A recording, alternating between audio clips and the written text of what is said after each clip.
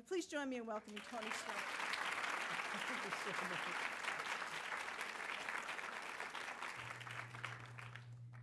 I love doing this. This is so cool. Now, keeping in mind the nature of the event, I was wondering if we could find a man to get me a cup of coffee.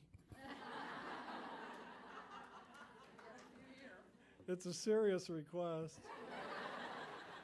Well, I just finished doing my press briefing for the day, and I want to thank you so much for the privilege of being able to talk to you for a little bit. And I thought what I would do is talk a little bit about maybe some of the lessons of the election of 2006. But before we do it, I think it's most appropriate maybe, and I'm sure you've done this already, but to pay homage to Jeane Kirkpatrick, who died today.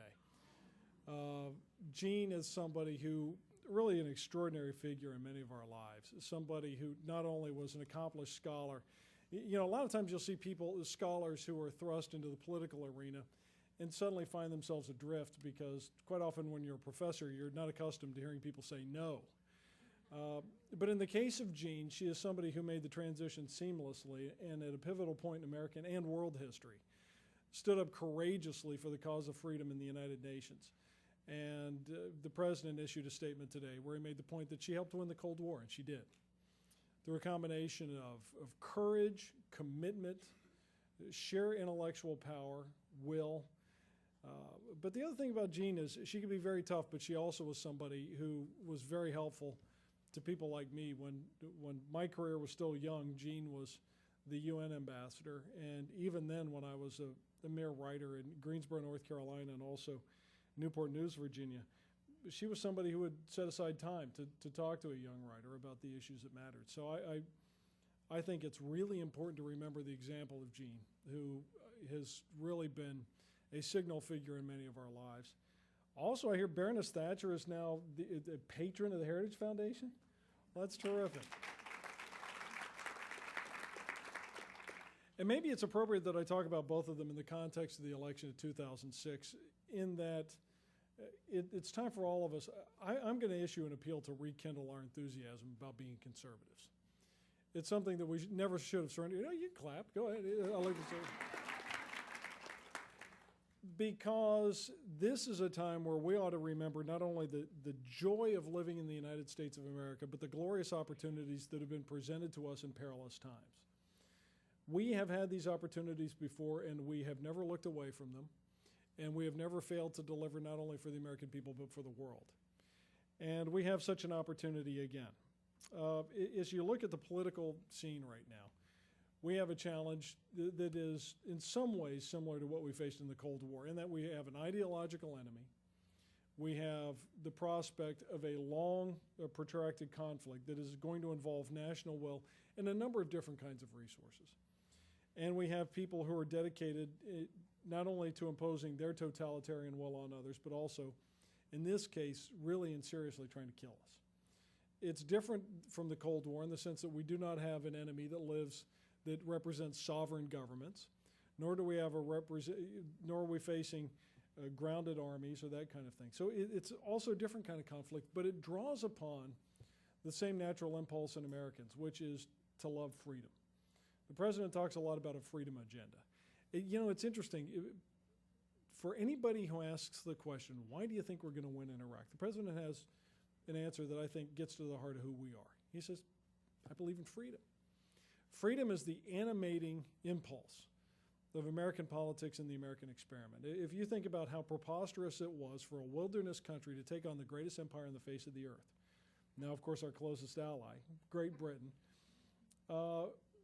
what did that take? It took a belief that a nation that not only lobbied for freedom, but accomplished freedom would do amazing things. And that's exactly what has happened.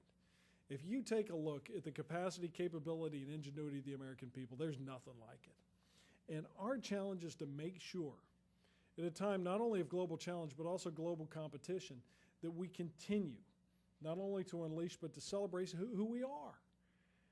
Let me give you a couple of examples. The first is a little bit unlikely, and I've talked about this, actually talked about it last time I was in this auditorium. September 11, 2001 taught us that evil lives in this world, but it taught us something else that we do not spend enough time thinking about or reflecting upon, which is how we responded. Right up on September 11th itself, I did the same thing a lot of people do. I called my wife and said, honey, I love you. I don't know when I'm coming home.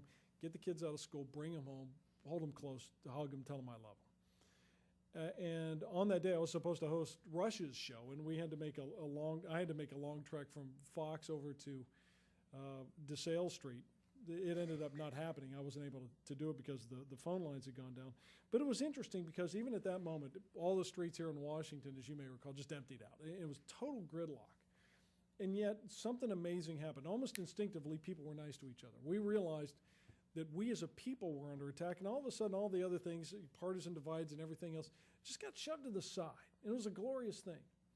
And even though a lot of us still went to bed filled with anxiety on the evening of September 11th, something happened. And by the time we awoke on September 12th, it began to express itself. 2 days later, September 14th, the president is up at the World Trade Center saying, I hear you, America hears you, and pretty soon the whole world will hear you. And thank goodness somebody finally found profitable employment for Scott Hoganson. Scott, if you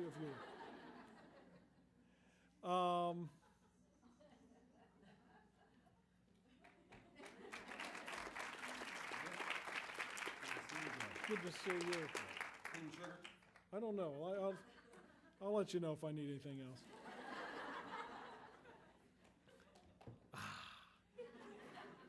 People around me will tell you, I live on this stuff. In any event, something magical happened. It was a natural impulse that as Americans, we rose up and we began to say, not only that they can't do this to us, but we remembered who we are. Do you remember it? I mean, it even now gives me the chills because there was something that happened where suddenly we began to think, what if I lose this? What if I lose this freedom? What if my kids have to grow up in fear? And we suddenly, boom, we came together as a country. And we have an opportunity to do that again. And as conservatives, we ought not merely to lead by example, but also to do it in a way of expressing once again to the American people that the core of conservatism is a deep faith in each and every American, and a deep belief in the dignity and the potential of every human life. It is, in fact, a philosophy that is built upon the realistic joy that God has given us, each of this wonderful gift called life, and we ought to make the most of it. So here we are, after the election of 2006. The problems that awaited us before Election Day are still here. We still have the war in Iraq. We still have Afghanistan. We still have Al-Qaeda trying to do what it can. We still have the problems of regimes in Iran and Syria that are trying not only to destabilize the region, but also to knock off fragile democracies. But we also have the realization that around the world, people are taking a fresh look at the realities of the situation and are coming to the conclusion that they too have a stake in standing up to nuclear adventurism in North Korea, to the possibility of nuclear weapons in Iran, to the challenge of winning in Iraq. And here in the United States, it's been interesting the last couple of days since the release of the Baker-Hamilton report. There have been a number of meetings in the White House. And I will tell you, as somebody who's been on the inside, to a person, everybody there at least celebrates the notion of bipartisanship. Not that political parties are going to agree on everything, but the notion that we need to remember that September 11th message, the September 11th message is there is still within the American heart not only a seed of greatness, but a seed of unity, built around the idea of freedom and about the excitement of being an American.